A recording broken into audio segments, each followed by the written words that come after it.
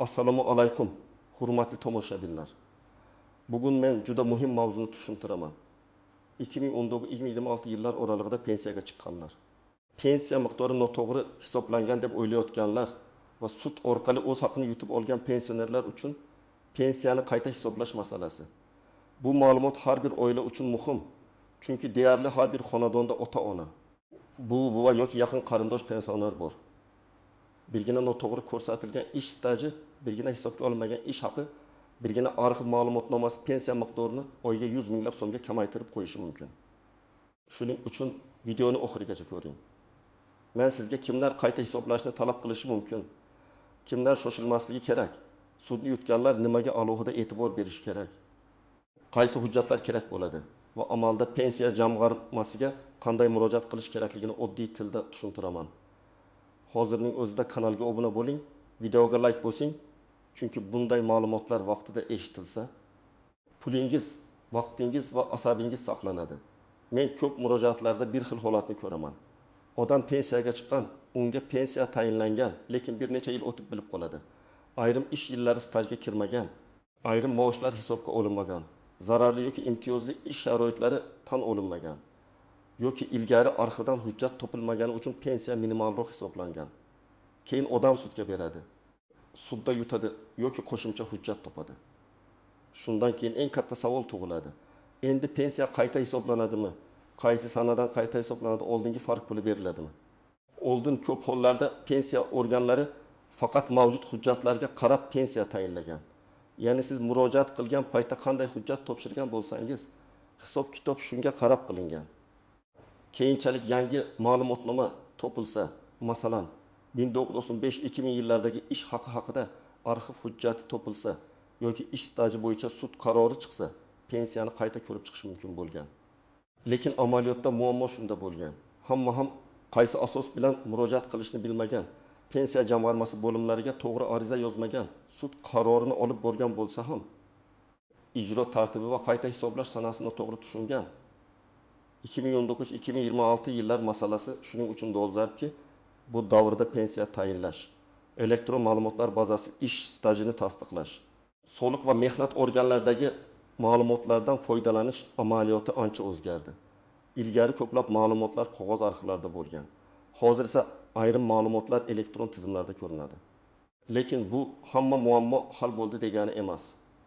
Aksincha, 2019 yildan keyin pensiyaga chiqqan ayrim fuqarolarda shunday savollar ko'p uchraydi.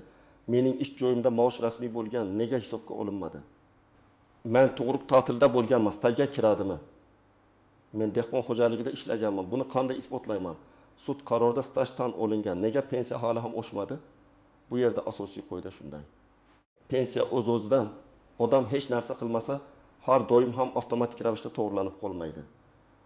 Ba'zi indeksatsiya va umumiy oshirishlar avtomatik bo'lishi mumkin. Lekin shaxsiy hujjatlarga asoslangan qayta hisoblash uchun ko'pincha ariza, tasdiqlovchi hujjat va aniq talab kerak bo'ladi. Men buni alohida ta'kidlayman. Menga adolat qilib bering degan umumiy gap yetarli emas. Mening falon yillardagi ish stajim hisobga olinmagan, falon hujjat asosida pensiyamni qayta hisoblab berishingizni so'rayman deb aniq yozish kerak. Birinchi toifa. 2019-2026 yillar oralig'ida pensiyaga chiqqan va pensiya miqdori kutilganidan past chiqqan fuqarolar. Masalan, odam 35 yil ishlagan, lekin pensiya tayinlanganda unga 2003 yil staj hisoblangan. Bu yerda darhol savol berish kerak. Qolgan 12 yil nima sababdan hisobga olinmagan? Mehnat daftarchasida yozuv yo'qmi? Korxona nomi o'zgarganmi? Murtushnarsizmi? Arxivda ma'lumot topilmaganmi? Yoki ayrim yillarda ijtimoiy soliq to'lovlari ko'rinmaganmi? Sababni bilmasdan turib to'g'ri harakat qilib bo'lmaydi. Masalan, aytaylik, Nodira opa 2021 yilda yoshga doir pensiyaga chiqdi. U 1994 yildan 1990 yilgacha tikuvchilik fabrikasida ishlagan. Keyin 2000 yildan 2020 yilgacha maktabda texnik xodim bo'lgan. Pensiya tayinlanganda 1994-1991 yillardagi arxiv hujjatlari topilmagani uchun bu davr to'liq hisobga olinmadi. Natijada uning pensiyasi oyiga shartli ravishda 1.3 so'm bo'lishi o'rniga 1.1 so'm atrofida chiqdi. Farq oyiga 20 so'm. 1 yilda bu 3 million so'm. 3 yilda esa 9 million so'm degani. Agar keyinchalik arxiv ma'lumotnomasi topilsa yoki sud orqali o'sha davr ish staji tan olinsa, Nodir opa qayta hisoblash masalasini ko'tarishi kerak. Ikkinchi toifa, sudni yutganlar. Bu juda muhim.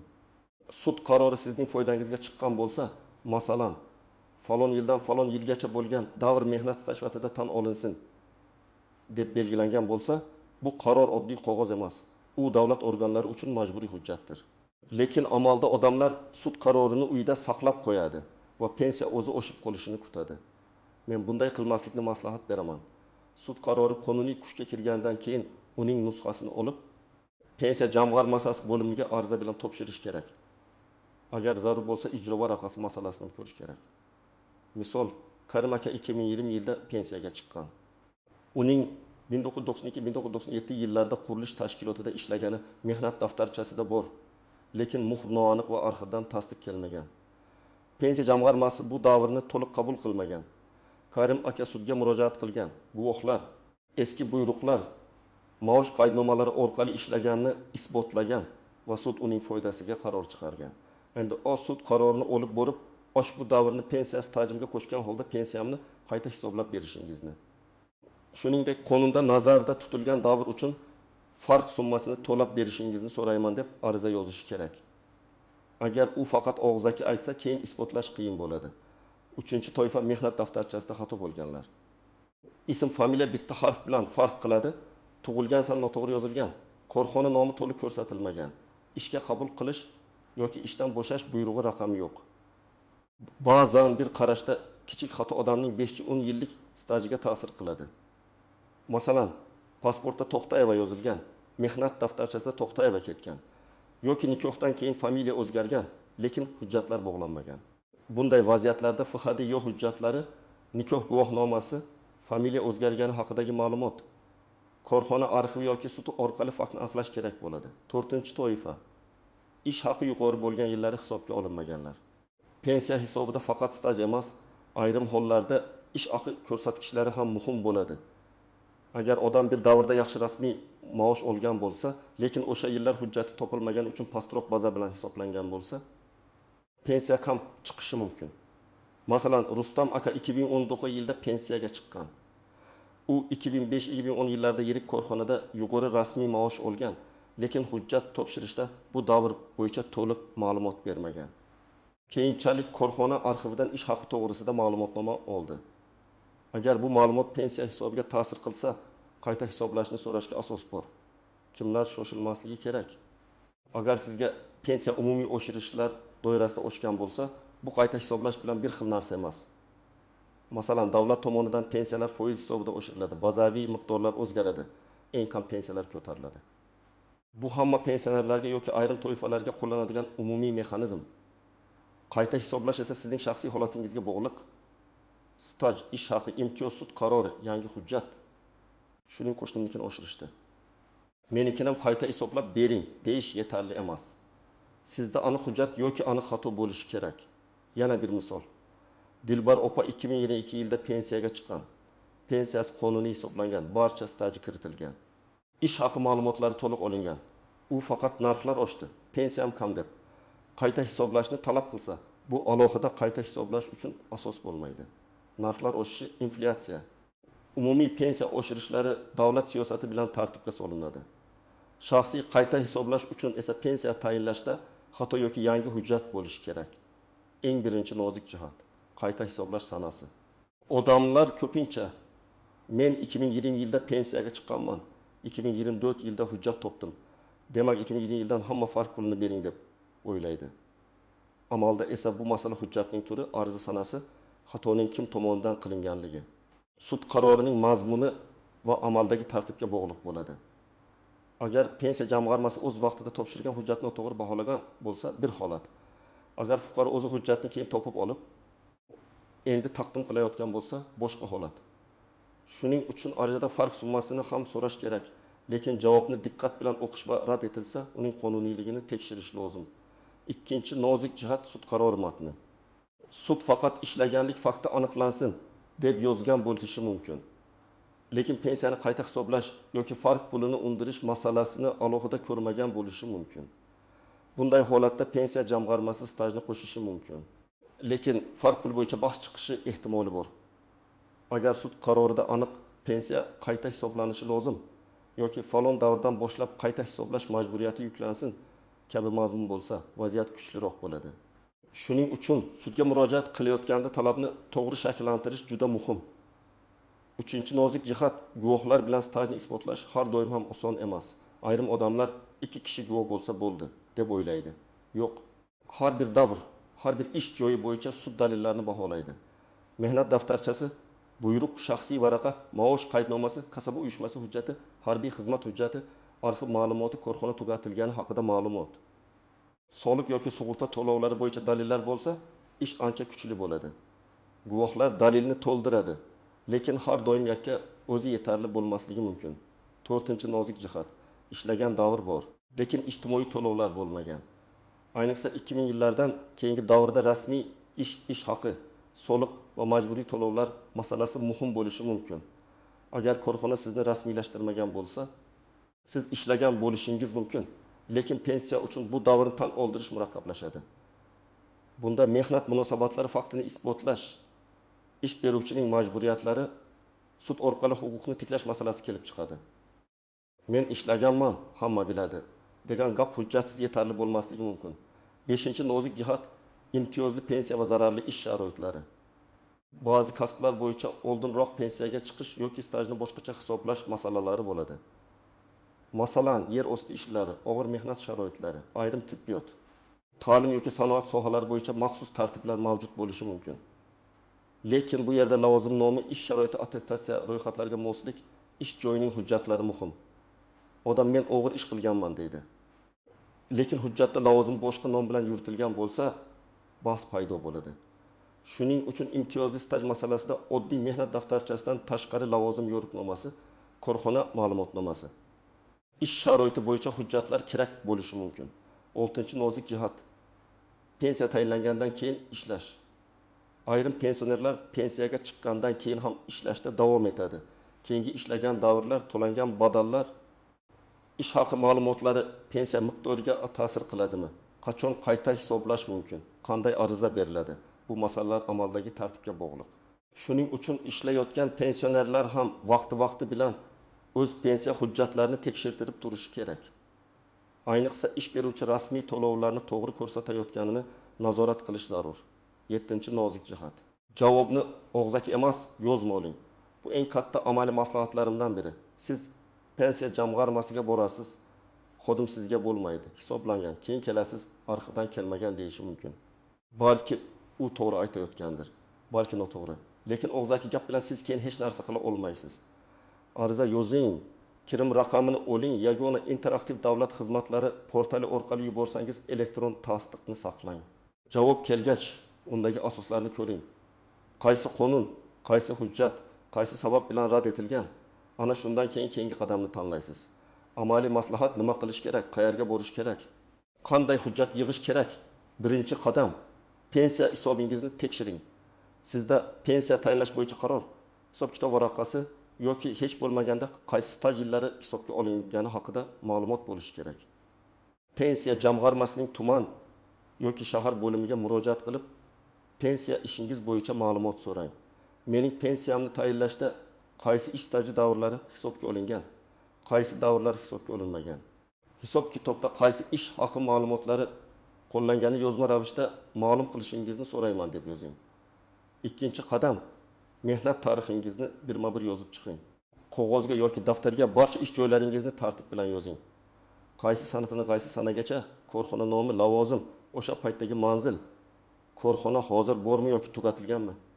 Ko'pchilik xatoni shu yerda qiladi. Hammasi mehnat daftarchamda bor deb o'ylaydi. Lekin mehnat daftarchasidagi yozuvlar ba'zan yetarli bo'lmaydi. Siz o'zingiz ham qaysilar yo'qolganini tushunib olishingiz kerak. 3-qadam, hujjatlarni yig'ing. Asosiy hujjatlar odatda quyidagilar bo'ladi. Pasport yoki ID karta nusxasi, pensiya guvohnomasi, mehnat daftarchasi nusxasi, arxiv ma'lumotnomalari, ish haqi to'g'risidagi ma'lumotnomalar, harbiy xizmat hujjatlari, diplom yoki o'qish davri bilan bog'liq hujjatlar, bolalar tug'ilganlik guvohnomalari, nikoh yoki familiya o'zgargani haqidagi hujjatlar, sud qarori bo'lsa uning qonun kuchga kirgan nusxasi.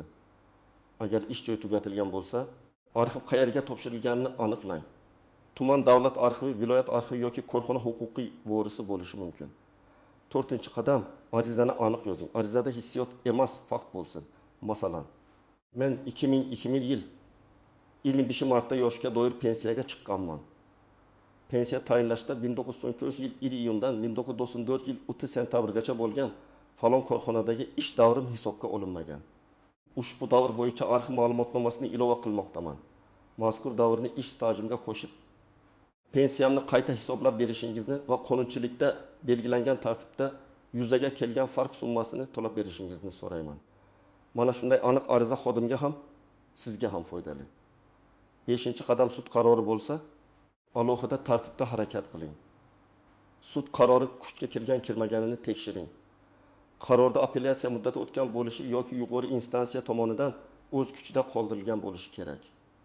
Qonuniy kuchga kirgan nusxani oling. Pensiya jamg'armasiga ariza bilan topshiring. Agar qaror ijro qilinmasa, majburiy ijro byurosi orqali ijro masalasini ko'tarish mumkin. Lekin avval pensiya jamg'armasiga rasmiy topshirilganini isbotlaydigan hujjatingiz bo'lsin. 6-qadam, javobni tahlil qiling. Agar ijobiy javob bo'lsa, qayta hisoblash qaysi sanadan qilinganini, yangi pensiya miqdori qancha bo'lganini, farq pul hisoblangan, hisoblanmaganini tekshiring. Agar rad javobi bo'lsa, unda ko'rsatilgan sababni o'qing. Hujjat yetarli emas deyilganmi? Mazkur davr stajga kiritilmaydi deyilganmi? Sud qarorida qayta hisoblash majburiyati yo'q deyilganmi? Har bir sababga qarshi boshqa dalil yoki huquqiy yo'l bo'lishi mumkin. Kerak bo'lsa, yuqori turuvchi pensiya jamg'armasi organiga, adliya organlariga yoki sudga murojaat qilinadi. 7-qadam, muddatlarni cho'zib yubormang. Men har doim aytaman, huquq bor, lekin huquqni vaqtida talab qilish kerak. Arxiv hujjatini topgan bo'lsangiz, 1 yil uyda saqlamang. Sud qarorini olgan bo'lsangiz, keyin boraman demang. Pensiya har oy to'lanadi, har oyda yo'qotilayotgan farq pul bo'lishi mumkin. Ayniqsa 2019-2026 yillarda pensiyaga chiqqanlar hozir o'z ishlarini tekshirtirsa, ko'plab xatolarni vaqtida to'g'rilash imkoniyati bo'ladi. 8-qadam, mutaxassis bilan maslahat qiling, lekin hujjatlaringizni o'zingiz ham tushuning.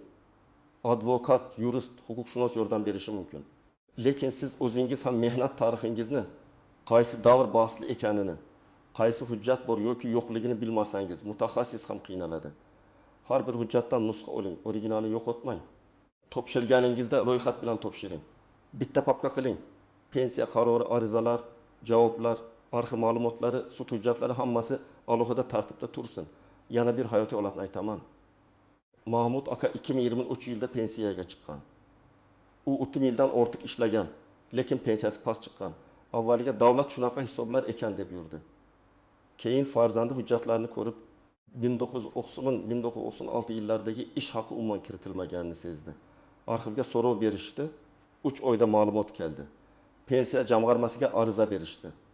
Qayta hisoblangandan keyin pensiya oyiga 1 ming so'mga oshdi. Kimdir uchun bir oqami kam tuyulishi mumkin. Lekin pensioner uchun bu dori-darmon, kommunal to'lov yoki oziq-ovqat pulining bir qismi. 1 yilda 2 million 6 ming so'm bo'ladi. Demak, hujjatni tekshirish befoyda ish emas. Yana bir holat. Saodat opa sudda yutgan, lekin sud qarorini pensiya jamg'armasiga faqat 6 oy o'tib topshirgan. Keyin farq puli bo'yicha bahs chiqqan. Agar u qarorni darhol topshirganda jarayon tezroq ketardi. Shuning uchun men sudni yutganlarga alohida aytaman. Sudda g'alaba bu oxirgi nuqta emas, bu keyingi amaliy harakatning boshlanishi. Qaror ijro qilinishi, pensiya ishi qayta ko'rilishi, hisob-kitob yozma berilishi kerak. Xulosa qilib aytaman.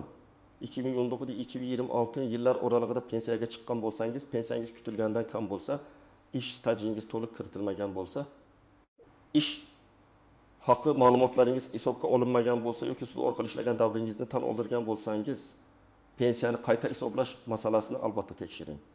Lekin buni og'zaki gap bilan emas, hujjat, ariza, yozma javob va aniq talab bilan qiling. Men sizga eng muhim formulani yana bir marta aytaman. Avval pensiya hisobini oling, keyin mehnat tarixingizni solishtiring. Yetishmayotgan davrlar bo'yicha hujjat to'plang, aniq ariza yozing. Javobni yozma oling.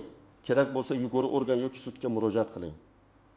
Sudni yutganlar esa qarorni darhol pensiya jamg'armasiga topshirib, qayta hisoblash va farq summasi masalasini alohida nazorat qilsin. Agar sizda shunday holat bo'lgan bo'lsa, izohlarda yozing. Qaysi yilda pensiyaga chiqdingiz? Qaysi davr stajga kirmagan? Sudga murojaat qilganmisiz? Qayta hisoblash bo'lganmi? Sizning tajribangiz boshqalarga yordam berishi mumkin. Videoga like bosing, kanalga obuna bo'ling va yaqinlaringizga yuboring. Chunki bitta to'g'ri hujjat va bitta to'g'ri ariza pensionerning yillar davomida ololmay kelgan pulini qaytarishi mumkin.